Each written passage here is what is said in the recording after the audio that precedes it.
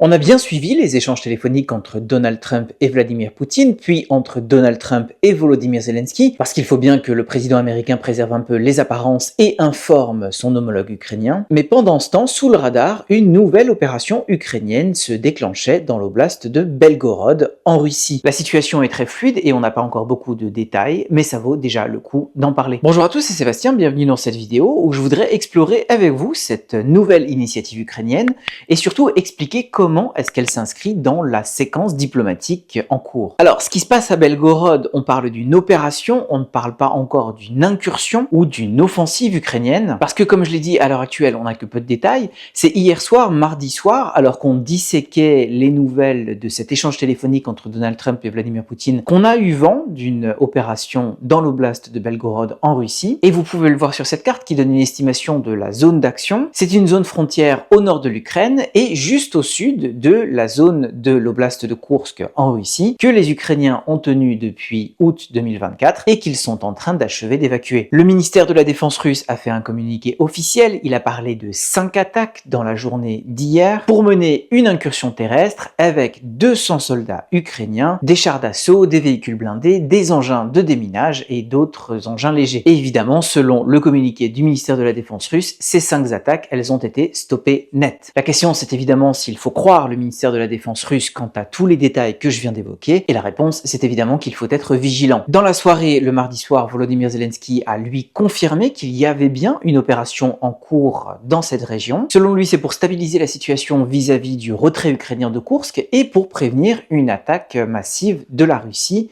sur ces zones frontalières ukrainiennes. Lui, il n'a pas parlé d'incursion terrestre, il a juste dit que l'Ukraine a le droit de mener ce genre d'opération pendant qu'une partie de son territoire est occupée par l'armée russe. Et là aussi, il faut être très vigilant avec ces déclarations officielles ukrainiennes. Aujourd'hui, mercredi, les Ukrainiens ont dénoncé un travail de désinformation de la part de la Russie pour faire croire que l'Ukraine cherche à faire dérailler le processus de paix en cours, si on peut appeler ça un processus de paix. Mais en tous les cas, tout montre que quelque chose s'est passé, quelque chose est en train de se passer. Et là, je le tiens du correspondant à Kiev pour le magazine britannique The Economist, qui est en général très bien informé et qui a eu lui une confirmation en interne de la part des services ukrainiens qui lui ont indiqué qu'une opération terrestre est en cours sur quelques kilomètres de profondeur en territoire russe. Et selon ces informations, le but serait de créer une zone tampon le long de cette frontière. Ça voudrait dire que les Ukrainiens voudraient rester sur place. À l'heure actuelle, à l'heure où j'enregistre la vidéo, il est extrêmement difficile de savoir si ça va être le cas, ou alors si c'était juste un raid sur une cible bien identifiée, ou alors une opération en cours qui a débordé le long de la ligne administrative de la frontière, ou alors si effectivement on parle d'une incursion terrestre qui pourrait mener à une présence pérenne de troupes ukrainiennes sur le sol russe. Ce qui est évidemment tout à fait possible et qui serait assez intelligent de la part des Ukrainiens puisque cette opération clairement elle prend les Russes par surprise et il serait tout à fait compréhensible que les Ukrainiens cherchent à compenser la perte de Soudja ou encore à chercher à alléger les fronts du sud-est sur lesquels ils enregistrent des succès tactiques. Mais en tout cas dès aujourd'hui on peut s'interroger sur la place que prendrait cette opération dans l'oblast de Belgorod dans la séquence diplomatique en cours. Eh bien ma réponse c'est qu'elle ne s'y inscrit pas du tout. Parce que on le voit bien et c'est très clair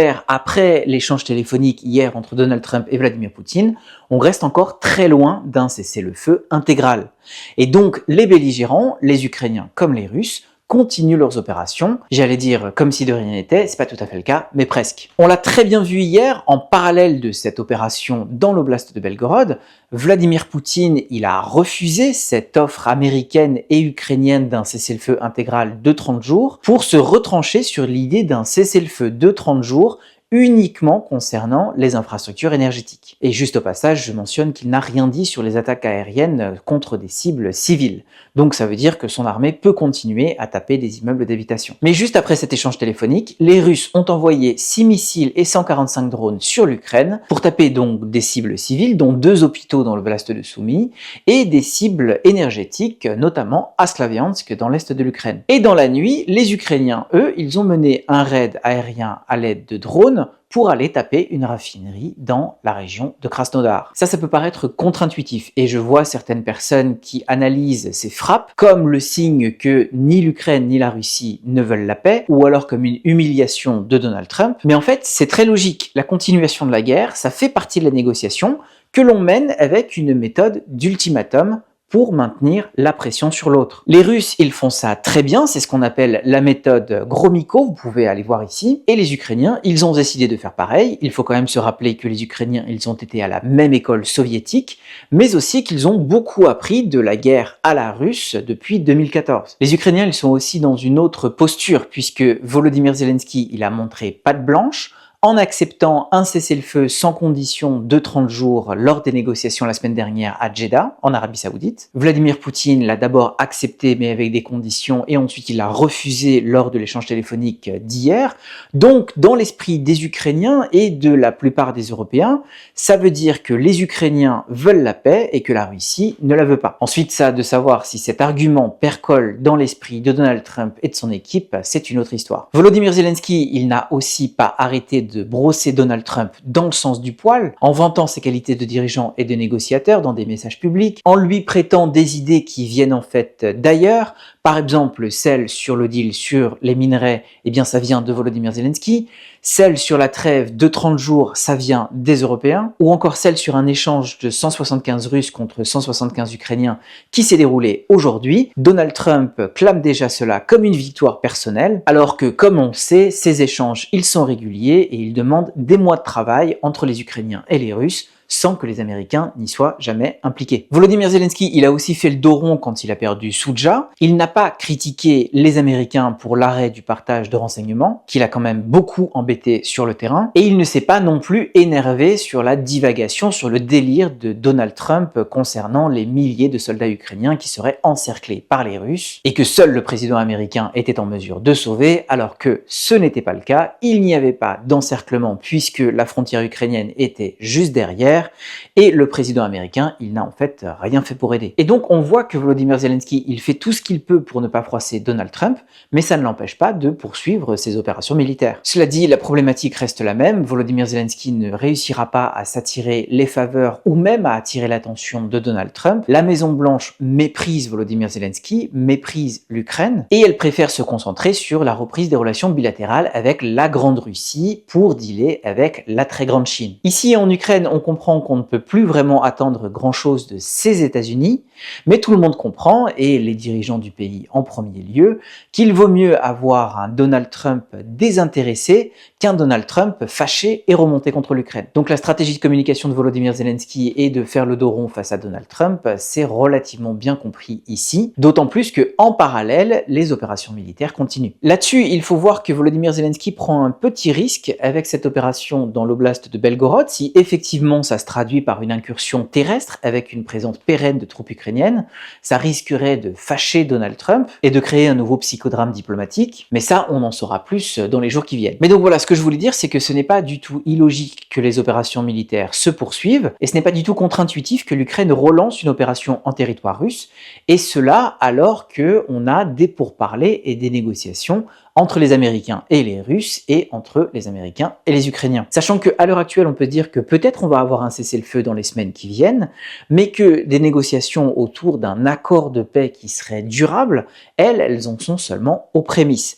Et de toutes les manières, quand on parle d'accord de paix, les Américains, les Russes et les Ukrainiens, ils parlent de trois choses différentes, comme je l'ai déjà dit dans mes vidéos précédentes. Les Américains, ils veulent se débarrasser de ce problème ukrainien, et cela le plus vite possible et à n'importe quel prix, même si ça veut dire jeter l'Ukraine avec l'eau du bain. Ils veulent reprendre langue commune avec la Russie et apparemment avoir l'opportunité d'organiser un match de hockey avec la Russie, puisque c'est une des choses qui est ressortie du coup de fil entre Donald Trump et Vladimir Poutine hier. Ça n'est pas tout à fait anecdotique, je vais y revenir. Les Russes, quand ils disent qu'ils veulent la paix, eux, c'est obtenir la capitulation de l'Ukraine, c'est-à-dire subjuguer tout le pays, bloquer ses orientations géopolitiques, réduire la taille de son armée et en arriver à exercer un contrôle total de la souveraineté politique de l'Ukraine. Et les Ukrainiens, eux, quand ils parlent de paix, c'est obtenir le plus de garanties possible. Donc évidemment des garanties de sécurité, mais aussi des garanties concernant les territoires, des garanties concernant l'économie, des garanties concernant le retour des enfants kidnappés par la Russie, c'est-à-dire avoir le plus de garanties possible pour sortir de cette situation dans une position qui permette au pays de continuer à avancer et à se développer, et surtout à empêcher une guerre dans le futur. Moi, comme je l'ai dit, je reste persuadé que Donald Trump, il va obtenir son cessez-le-feu,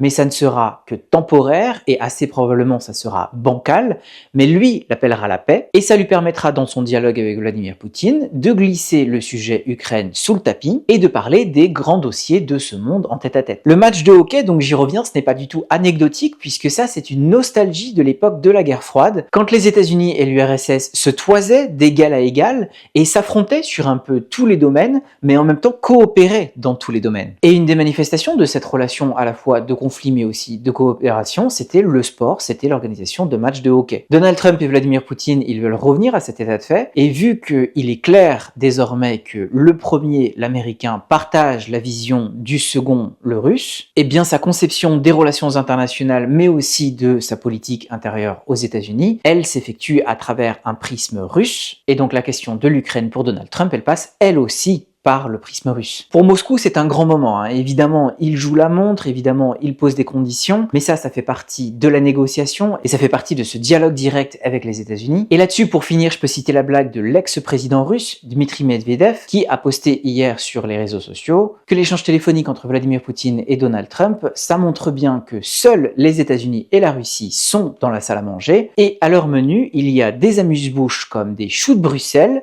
des fish and chips britanniques, un coq français, et le plat de résistance, c'est le fameux poulet à la Kiev. C'est une boutade évidemment qui vient de Dmitri Medvedev, qui est particulièrement vindicatif et discrédité depuis de nombreuses années, mais ça illustre la connivence entre Moscou et Washington, et ça, quoi qu'il se passe sur le terrain, que ce soit en Ukraine ou dans l'oblast de Belgorod ou de Koursk, quoi que Volodymyr Zelensky puisse faire dans sa relation avec Donald Trump, eh bien ça ne changera probablement pas grand-chose à cette connivence. Merci d'avoir regardé cette vidéo jusqu'au bout, je file et je vous retrouve très vite.